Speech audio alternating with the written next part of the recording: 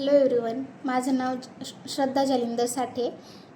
मी ह्या कंपनीमध्ये व्यारमोरमध्ये as a distributor म्हणून जॉईन आहे आणि मला गेले 10 वर्षापासून हेअरचा प्रॉब्लेम होता। डॅन्ड्रफ होता मला 10 वर्षापासून आणि हेअरफॉलसुद्धा खूप होत होता। तर माझ्या मम्मीने जयश्री साठे यांनी मला प्रियावेदा शॅम्पू आणि तेल सजेस्ट केलं।